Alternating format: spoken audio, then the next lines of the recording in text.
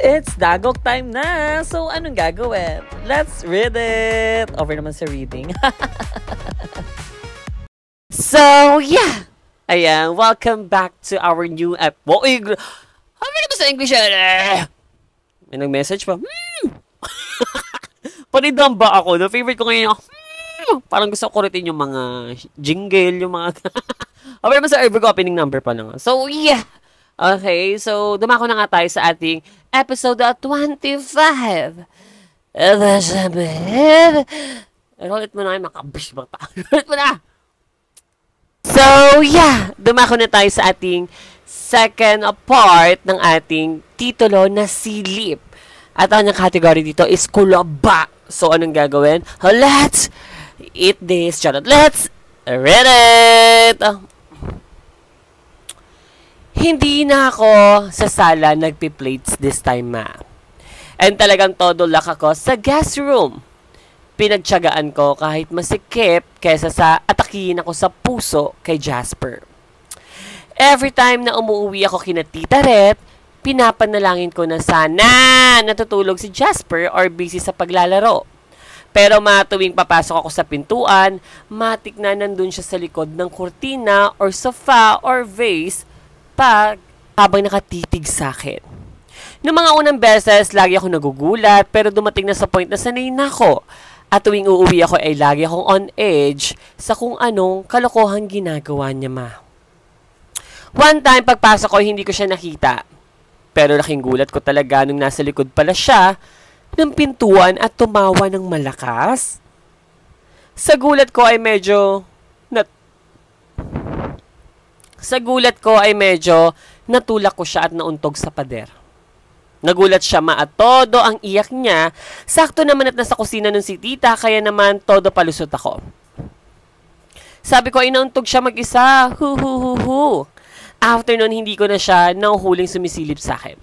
Naisip ko na baka nagsawa na or nahimasmasa nung nauntog sa pader. Nabanggit ko na rin kasi yung ginagawa niya kay tita noon at sinabi sa akin na baka form lang na libangan niya yon pero tatry niya pagsabihan daw.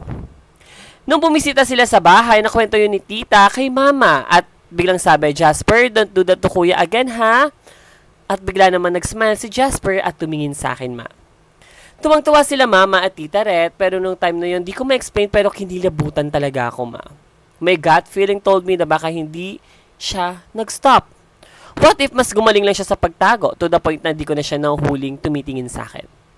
Pagkatapos na yung semester in 3 weeks ay napagpasyahan ko na mag-impake ng gamit at mag-stop na sa pagpunta doon dahil hindi na rin naman busy si Tita Red. So one day after ng class, dumiretso ako doon para kunin ng gamit ko. Pagpunta ko doon, nakasalubong ko pa si Tita Red na saktong paalis at sabing may pupuntahan lang siya at pakibantay si Jazz. Hindi ako nakatanggi kasi hindi ko pa nasabi sa kanya na mag-stop na ako mag-visit sa kanila. Nahihiya rin kasi ako, ma. Naisip ko na lang sabihin sa kanya pagbalik niya, mag-iisip na lang ako ng school-related excuses. Di ko na talaga matake at this point na makasama ng matagal si Jasper, ma. Sa isang space, so iniisip ko na play ng cartoon sa TV para ma-distract siya at na may maliligo at nagpatugtog as a music lover ako.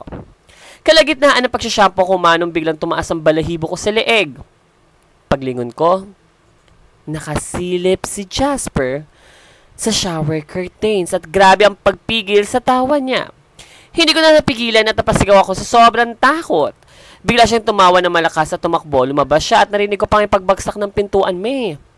Sobrang bilis ng tibok ng puso ko, ma. Mabilis akong nagtapis ng tuwalya at nilnak yung pinto. Hindi ko alam kung paano siya nakapasok at bakit di ko narinig. Basta yung time na yung grabe na yung takot ko, ma. Naririnig ko pa rin ang mahinang pagtawa niya sa labas, sumandal ako sa pintuan para hindi niya ulit mabuksan at muling sumigaw. Jasper, it's not funny. That's bad, ha? Sigaw ko pero tuloy pa rin ang hagigik niya, ma. Nakailang pabulong na mura ako sa inis sa kanya. Gusto ko lumabas at pagsabihan siya pero natatakot ako sa itsura niya. Mas pinili ko na lang magstay doon at naisip na hintayin na lang bumalik si Tita Red. Ang tagal ko nandun sa pwesto na yun habang pinapakalma ang sarili ko. Eventually, hindi ko na siya narinig, kaya naisip ko na lumabas na, ma. Pero the moment na pinihit ko yung doorknob, nakarinig ako ng mahinang tawa na para bang pinipigil niya. Kaya naman, mabilis ko ulit itong sinara. Jasper, stop! Sabi ko. at sumilip sa ilalim ng pintuan. Ini-expect ko na mahuli ko siyang nakasilip din pero wala. At that time moment, muli ko narinig yung pagpigil niya na laugh. At bilang tumaas ang balahibo ko. Paglingon ko man, nakatingin sa akin si Jasper mula sa ilalim ng lababo, nagtatago sa likod ng kortina. Nakatakip ang kamay sa bibig at kitang-kita sa pagtulo ng lawaystra. Para siyang nawawala na ng hininga sa tawa. Yung ganun ba? Hindi na ako makasigaw at bigla na nang tumayo, kinuha ang cellphone at lumabas sa banyo. Madali ako nag-BS kinuha ang mga bag at umalis sa bahay na yon. Buong biyahe pa uwi ako para akong majijimatay. Wala ako sa sarili ko at parang anytime makikita ko siya sa daan. Pag-uwi, diretso agad ako sa kwarto at umiyak. Iba yung itsura niya, talagang grabe ang buka ng mata niya. Sa halos isang oras na nandun ako sa banyo at pinapakalma ang sarili ko, akala ko mag-isa ako. Nandun din pala siya the whole time at pinapanood ako. Nung umalis ako doon, hindi ko na siya nakitang lumabas sa banyo pero yung hagikik niya rinig ko. Wala akong pakialam kung may something siya. Ang alam ko lang is parang may kakaiba sa kanya. Nag-chat sa akin si Tita Ret pero di ko binuksan. Ini-ignore ko at never na nag-reply sa kanya. Hindi ko to sinabi kay Mama. Kapag nagtatanong siya, sabi ko, busy lang ako. One time ay bumisita raw sila sa bahay at sakto namang wala ako. Lahat ng pagkakataon na pwede ko silang makita, gumagawa ko ng paraan para mapalayo sa kanila at sa kanya. Ngayon, 2 years later, mag-4th year na ako, ang huling balita ko ay nasa Canada na sila. May mga pinagdadaanan sila related kay Jasper doon pero never ako nag-ask ng details. Ang mahalaga, malayo na ako sa taong yun. Yun lang alam kong sobrang haba, pasensya na. Wala akong proof of purchase na may ilagay pero kung gusto mo, pasilip ko sa kanya Twilight. Shhh! Kukulokon. Anyway, siguro ang mali lang dito is hindi niya nasabi or na-open sa Tita Ret niya. Tsaka sa Muji niya. Siguro dapat in-open niyo and to discuss the situation about kay Jasper, diba? Syempre, hindi naman natin masasabi kasi yung tao, si Jasper ay merong special needs, diba? So, hindi natin alam kung ano yung meron sa pag-iisip niya, diba? We're not there, we're not ang hirap. So, dapat talaga in-open mo sa Tita Ret niya para mas ma-check or, yun nga, kung may nagbago ba kay Jasper after nung nangyari, diba nalagnat siya. Tapos ipa-check ulit sa mga, sa pedya niya or sa mga doctors niya, diba? Anyway, yon. Sana ma-share mo sa Tita Ret mo and then sa Muji mo yung kalagayan ni Jasper. Na ganun yung na-experience mo sa kanya, diba? Para aware sila na, diba, nagbago na rin pala yung something niya, yung mga ganun. So, yeah. Thank you so much for sending your story. So, let's move on with our next story. So, yeah. Dumako na tayo sa ating next story. Ang ating next story is, this is the continuation din nung una part 2. Hindi siya continuation, part 2 ng ating, sa TikTok satellite ko ito na-read. Naalala nyo ba yung Jumihi sa sofa? Alam ko na-readed ko siya sa TikTok satellite. So, dito natin pinasok sa Notify satellite yung part 2 niya na nangyari doon sa Ketay kasi. So, yeah, bahala na kayo. Basta ang category nito is komedya, / family, / SKL. So, anong gagawin? Di pala, ang kanyang titulo is ang Jihi sa sofa. So, anong gagawin? Let's read it. Hello, Sai. Hello, Anay Sophie. As / that Willard. As / nag-iisang content creator na umaamoy ng pusod. Favorite ko yun, yun ang magagawa nyo. Ayusin nyo nga mga upuan nyo. Palo sa blackboard. So, let's move on. Ito na. Okay, shhh, ka na lang muna. Ako po si Princess. Kakarating ko lang po.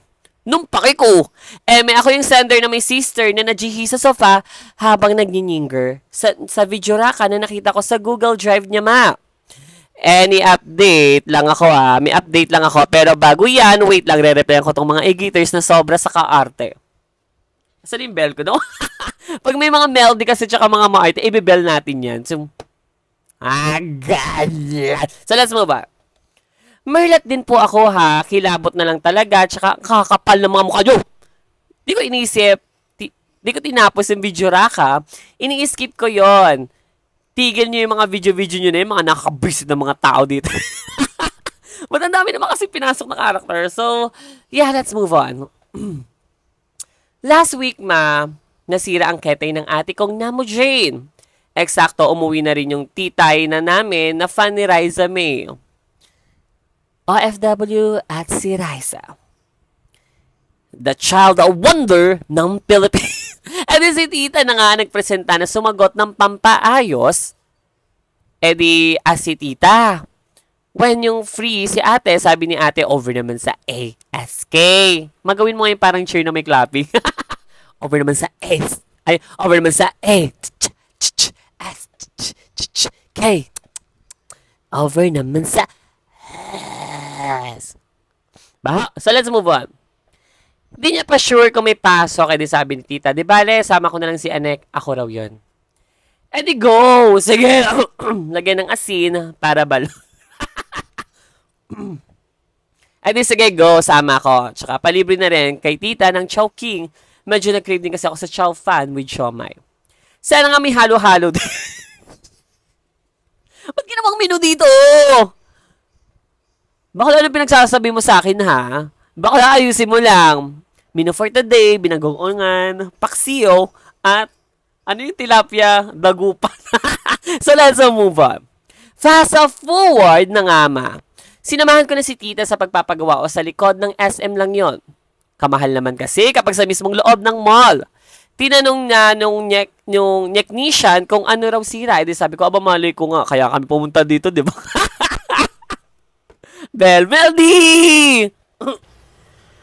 So, yeah. Dumako na tayo sa ating next story. Ang ating next story category is Family is all love, is all lush, komedya sa inyo. Ito na ba komedya sa inyo? As lush, medyo horror. As lush, SKL. At kanyang titulo dito is Family Chronicles at si TDH. So, anong gagawin? Let's read it! Hi, Nani Daisuke. Mima. Nyik-nyak. Good day, Mima Sophie. Uncle Willard. Give Craver. So, let's cash out. Yun na nga ba sinasabi ko? Wag naman. Wag naman. Bigay nyo na. Ano ba? Hindi naman ako pala cash out. Palugi na ngayon Sophie. Kasi sige pa. Pag ako talaga pinakulong dito ng Manof, wag nyo, tulungan nyo ako. Tulungan nyo ako, please. Palabasin nyo ako doon. So, let's move on. And to my fellow e-gators na mga Namo Jane. So, yeah. Second story ko nang isasend ito. Ibolong crystal mo kung ano ang unang story na sinend ko over. Hindi ko alam. Ano ba yun? Okay, so let's move on. So, ito na nga. Bago ko ikwento, yung TDH ay dumako muna tayo sa background of the story para naman maraming pyesa, Mima. Burn naman sa request. Kala mo talaga eh. Woo! So, let's move on. Over naman kasi sa El Nino sa mga pyesa. Ang gnarly kasi talaga ng family ko. Kala mo talaga sila na yung papalit sa Keeping Up with the Kardashian Philippine version. Una is may pinsanet ako naging batang Jam at Gina. Tapos, naging ninong pa talaga ako, Tapos, nag-aaway sa Lupastra ang 10 bunak ni Reyna Minea. Nag-amukan pa talaga sila habang naka-chocolate heels or buro lang aking lolaret. Ang kakapal na mga mukha nyo! Boxing! Ba't naman kasi? Magulo talaga yung pamilya nila. So, hindi to family is love. Family is war. No? Mga ganan. So, let's move on. Ito na talaga yung story, Nangyari ito nung bata pa kami sa luma naming bahay sa San Fernando, Pampanga. Yung house room namin na yon is may boarding house. Daig pa namin ang bahay ni Kuya sa dami namin doon.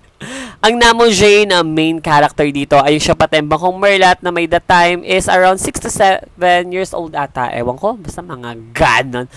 One time ay nakaupo siya sa dining table namin. Take note na siya lang mag-isa sa loob noon. At ang pinsan red ko na thunder sa amin ay nagwawalestra sa labas. Bigla nila daw lumalaf. Ang siya patembang ko sa Jotoridad.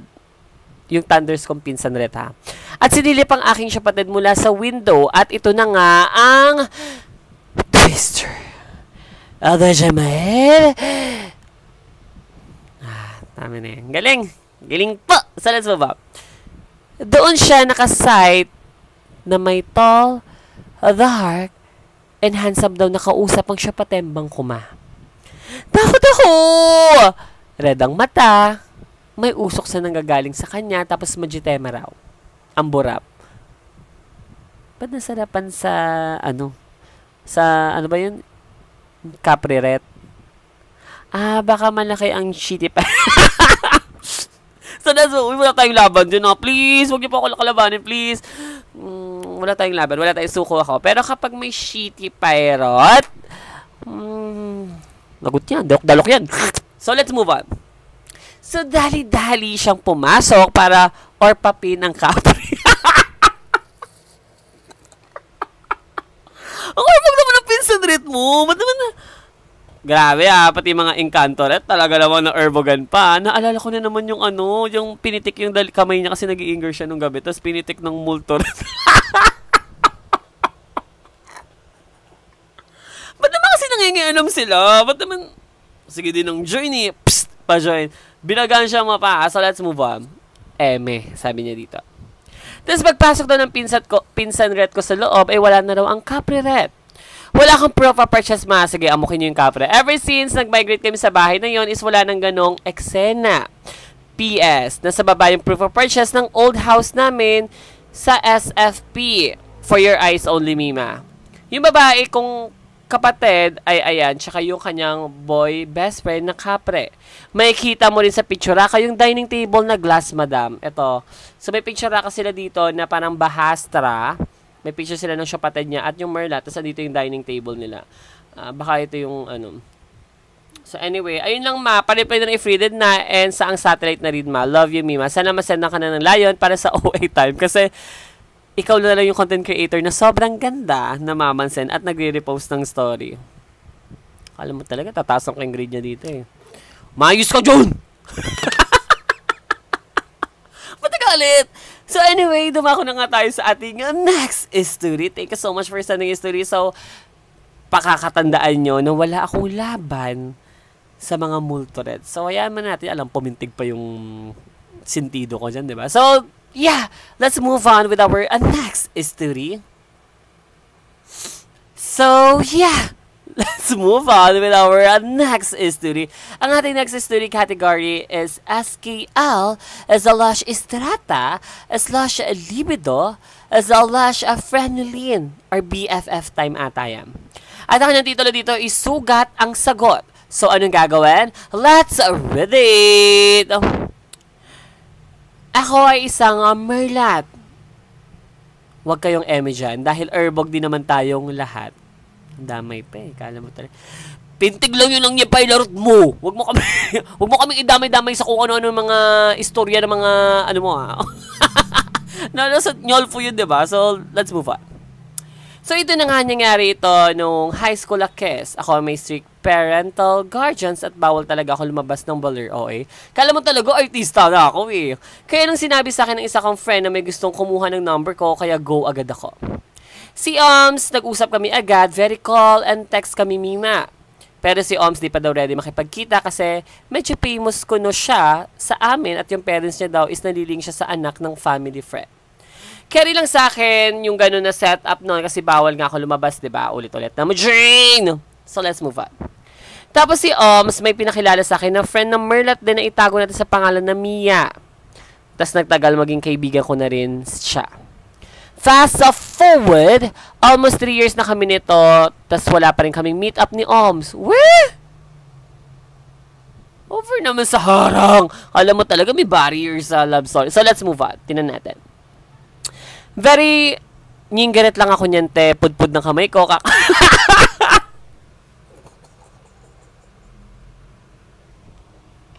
Ano ba yung lapis? Ba't ka kasi... Ba't na pudpud? Sindihan mo ng yan, kandila yan. Mamaul. So, let's move on. Tapos, very close na kami nito ni Mia. Natutulog ako sa baler nila minsan at lagi kami magkasama lumabas. Siya din ang taga-abot ng mga bigay sa akin ni Oms. Eto na ang twister, Mima. Kumapit ka. DJ Moed? Kalkal! So, let's move on. Isang araw habang kausap ko sa call si Oms, parang may mga boses ako narinig sa background, nakaboses ng mga ibang kaibigan namin ni Mia. Nagtaka ako, tinanong ko siya, ang sabi niya lang is over naman sa ass. Pero sabi niya, may kapitbahay lang daw siya. Mga igators din pala yun. So, let's move on. Yung gabi na yon, di ako mapanatag, kaya nag-reflect ako. Tarik, alam mo talaga siya nasimulan eh. Parang, baka tumingin siya sa bathtub or sa bolamin lang. Parang, ooh, is the girl I see, napudpod ang daliri sa nyingger. So, let's move on. At ang sabi niya dito is, tapos ate, ang dami palang sign na hindi ko napapansin the whole time. Nagduda ako sa kanya, hindi ko pa ma-confront kasi wala akong evidence. Kaya nag-play along ako hanggang sa isang araw, nasugatan sa kamay si Oms habang nagkausap kami sa call. Sabi ko, shit, this is my time to shine. Nagbihis agad ako at pumunta sa bahay nila. Hinanap ko agad si Mia at doon ko nakita ang kanyang sugat. Same na same sa kwento ni Oms sa akin sa call. All this time pala, si Oms Mima at isa siyang shibuli. Nagpapanggap siya bilang Oms pero siya pala talaga ang kausap ko. Kayang-kaya niyang palitan ng boses niya and all and everything nice at alam lahat ng family niya na ganun ang setup kaya very active din sila kapag pupunta ako sa valor nila. At doon ko na siya kinonfront, Mima. Di siya makapagsalita sa akin at wala akong masabi kundi, you fucking liar. Ito na yung mga sign noon na na-overlook ko. One time natulog ako sa bahay nila Mia, tapos si Mia pinipilit na tabi kami matulog, pero was ko bet kasi gusto niya kaming dalawa lang at sabay na rin daw kami maligorsra. Erbog na erbog siguro sa akin at gustong dilaan ang nipay larot ko. Tapos every time na magkasama kami ni Mia, nagkakalkal siya sa phone ko at nagtitingin ng mga messages ko. Almost 3 years nagtagal yung relationship na yon, pero relationship ba talaga? Kaya grabe. Ang galit ko kay Mia talaga nung nalaman ko yon. After ilang years din, umamin sa akin si Mia na shibuli nga siya at di pa niya kayang umamin noon. Well, ngayon may Oms na ako na totoo at sa wakas, nanyanyarurot na rin ng malala. Ayun pala eh. Thank you, Sophie and Ingitas, for listening. Wala akong picture namin kasi pinatanggal ko sa galit ko sa kanya. Please hide my identity. Thank you so much. Sinungaling eh. Mahirap yun. Grabe, almost 3 years siya. So, 3 years sobrang tagal. Kaya pala di sila mag-met-met. Tapos, pinakilala niya na best friend ni Mia, yung Oms na aura reds niya. Yung alam mo yung natali ka, tapos parang hindi mo naman, kasi hindi niya naman prefer si Mia. Hindi niya gusto si Mia. So, diba, like yung 3 years na yun, nasayang lang din. Diba? At nasa part ng pagluloko, diba? Sa loko-lokong part pa ang atake. Yung mga gano'n. Ang sakit sa puso nun, ha? So, anyway, ngayon masaya na nga siya dahil nananarurot na daw siya ng malala. So, wala naman tayong laban siya. Naman, pigilan ko yung tibok. Ang pintig ng nyapay-larot, ng ugat ng nyapay-larot niya, diba? Alam naman, suko ako dyan. Yeah? Manoff, ito na, ready na. So, anyway, yeah. Bahala ka na, mag-enjoy ka sa Narurot well, charot. So, yan. Thank you so much for sending your story. Sobrang sama ng pagsisinungaling na yun, diba? So, yeah, let's move on with our last story. At the same time, roll it. Ba't mo binapakita yung sobrang balat mo? So, yeah. Let's move on now with our last story. Ang ating category for this last story is a BL, /SKL/libido, /kulaba. At ang kanyang titulo dito is over naman sa overnight. So, anong gagawin? Let's read it! Hi sa mga igaters. Hi, Mima Sophie. As Allah. So, Daddy Whittler. Ba't natigil? /content creator na umaamoy ng pushot. Favorite ko yan eh. Huwag niyo tanggalin sa akin yun ha. Para may papa na siya. So, let's move on. Follower mo na ako dati nung asim days mo pa sa TikTok pero di ko naabutan live mo kasi panggabi ang work ko. Itago niyo na ako sa pangalang Sean. Nangyari ito noong 2019 pa at simula ito ng aking whole face. College ako noon at hiling magpa-overnight ng omsaret na tropa sa bahay sila namin. That time, may gender crisis, akes, at may busog ako. At may natitipuhan din ako sa mga kaklase ko na OMS noon. Itong OMS na bet ko para sa akin ay above average ang kanyang looks. Syongkad, moreno, talino, at maganda ang boses. Tawagin na lang natin siyang Cody. Binuo niya pa. Boyfriend TV pwede. Sabi mo, boyfriend, tapos isa TV. Kala mo, hindi ko alam. Alam ko yun! So, let's move on. Una may nangyari sa amin nung nagpa-overnight ako na kunwari may project ako pero may dalang jeans sa bagelya. 3 lang kami nun, Mima. At enga na kami dahil imbis na lighter, pag ninyindi sa jean is posporo ang ginamit. Ew! Balita ba? Bakit di ba pwede? So, let's move on. Dahil man na sa Lasami kasi nag-enjoy naman ako kasama sila. Noong tulugan session na at madilim na dahil patay sila ng ilaw, biglang hinawakan ni OMS na kasama namin ang kamaystra ko at nilagay sa shitty pirot niya. At ako, gustong, wanna play with me? Habang kausap niya si Cody na inaantok, maluwag ang tulugan namin at ako ay nasa pintuan banda habang siya ay nasa gitna at nakaharap sa akin para orpapen ang ngiti pirot niya. First time ko ang warpap Mima, buti, 4 jeanses lang ang notaret niya, kaya di sumakit ang aking trangkeya. Pumunta raw kami sa NER para doon ituloy ang ORPAP session, pero bago yun, i-make sure ko muna na tulog si Cody. Over naman sa check-in kay Cody. Tuloy na namin ang ORPAP session sa NER, nilunoxtra ko ang white cast, na-achieve niya na ang lanin niya. Ang tamis pala, Mima, at may pagkamalansa, over naman sa taste. Hindi ko alam, hindi ako nagtitaste eh. What naman? Hindi ko alam. Hindi ko takot ako. Ayoko nun eh. Sleep. Maganda ba? So, let's move on. At Mima, ito na nga ang The Wester. The Zemel. Talagang inano ka pa. Nasanay ako na palakihin yung volume. So, wala. Share ko lang. Niknyak. So, let's move on. Pagbalik namin sa tulugan, gising pala si Cody at casual na nagkikwentuhan kay OMS na parang walang nangyari. Cool ba talaga ako, Mima, kasi feeling ko alam niya na may nangyari sa amin ni OMS at baka umabot sa 13 May ang setup. Over mo sa assume. Kalauna na nagpasuyo si Cody na masahihin ang likod niya at ako naman ay umuo agad dahil erbog na ako eh. At naisa-isip ko baka gusto niya rin mag-wanna play with me. Itiperot na yan eh. Magiging boto pa bo? Siya ay nakadapa at minasahe ko pa rin siya kahit madilema habang kausap niya pa rin si OMS na inaantok na at nakatalikod na sa amin. Bumaba ang aking kamay sa kanyang bewang at naisip ako na ipasok ang aking kamay sa kanyang shorty-roo para mahawakan ang ngiti pirot niya. Sobrang tigas, Mima. Kala mo may buto ang ngiti pa. May buto rin naman nata yun or cartilage. Hindi ko alam. Kala mo talaga may buto ang ngiti pirot niya. Naisipan ko na rin na ilito lala palikod niya kasi ang burapi kanya talaga, ma'am. Napatigil noon dahil nakipagpalit siya ng pwesto kay OMS para siya ay nasa gitna at pumayag si OMS at nagslipasil na. Humihilik na, kala may busina ng barko eh. Natuloy. Pati ba naman yung natuloy ang masahe hanggang sa gusto niya na i-orpap ang ngiti pirot niya. Sobrang cool ba ako kasi katabi namin si OMS at the same time kinikilig kasi bet ko talaga siya Dito kasi! With Siko yan ha. Tinamonin back siya ng mahina habang dinidribble niya ang ulo ko sa ngiti pirot. Ayan na. Ready na, okay? Shoot na yan, ha? Oo. Sweeping girl! 3 points. Todo mo. Na-imagine ko! Alam mo talaga siya na magiging MVP. So, let's move on.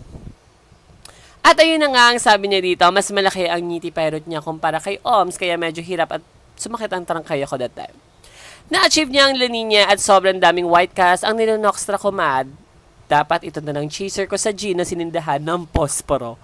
Natulog na kami at umuwi na sa kanila kinaumagahan. Cool ba, Akech? Baka ikwento nila sa nangyari sa mga OMS sa tropa namin at sabihin na ako na galing sumubo. Baka yung talak nila parang, pre, galing sumubo niya. Naalala ko na naman.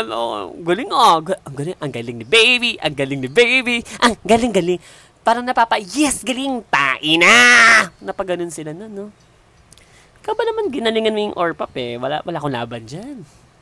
Kasi, lakjo ang abot ko. So, let's move on. Pero buti naka-ziplock ang bibagster nila. Tama na kayong kilikili ko. Ito lang yung proof of purchase ko, Mima, sa nangyari ang scene of the Nyarura at hindi ito wansa for your eyes only. Please, please, please, please, by Sabrina Carpenter. Takot yung kama.